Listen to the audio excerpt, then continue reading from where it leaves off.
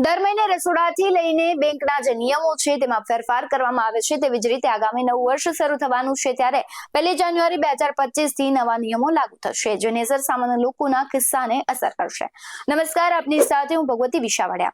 સૌથી પહેલો ફેરફાર છે એલપીજી થી લઈને યુપીઆઈમાં થવાનો છે। ત્યારે એલપીજી ની જો વાત કરવામાં આવે તો દેશમાં વર્ષના પહેલા દિવસથી જે 5 મોટા ફેરફારો થવાના છે તેમાં સૌપ્રથમ એલપીજી સિલિન્ડર અને એર ઇંધણની કિંમતોમાં સુધારો કરવામાં આવશે, કારણ કે ઓઇલ માર્કેટિંગ કંપનીઓ છે તે મહિનાના પહેલા દિવસે ફેરફાર કરે છે। તો યુપીઆઈના જે પેમેન્ટ છે એમાં પણ ફેરફાર થવાનો છે, તેનો નિયમ પણ બદલવાનો છે।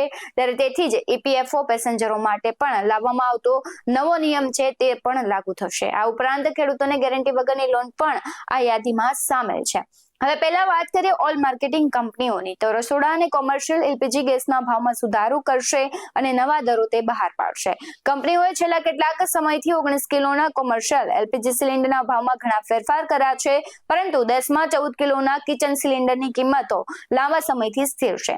આવી સ્થિતિમાં આ વખતે લોકો તેની કિંમતમાં ફેરફારની આશા રાખી રહ્યા છે।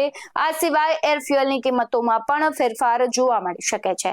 હવે વાત કરીએ ઈપીએફઓ, જે નવા વર્ષમાં પેન્શન ધારકો માટે એક મોટા ફેરફાર થવા જઈ રહ્યા છે, જેના હેઠળ હવે પેન્શન ધારકો છે દેશની કોઈ પણ બેંકમાંથી તેમની પેન્શનની રકમ ઉપાડી શકશે અને આ માટે તમે કોઈ વધારાના વેરિફિકેશનની જરૂર નહીં પડે।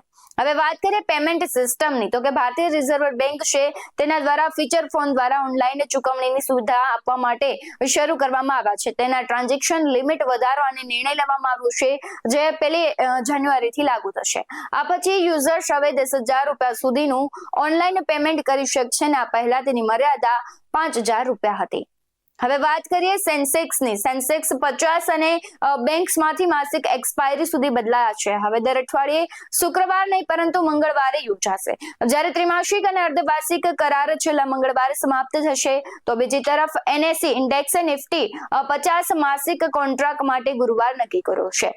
જે પાંચમો ફેરફાર છે તે ખેડૂતોને લાગુ પડે છે, કારણ કે જે લોન છે તેમાં કંઈક ફેરફાર થવાનો છે અને ખેડૂતો સાથે સંબંધિત આ ફેરફાર છે।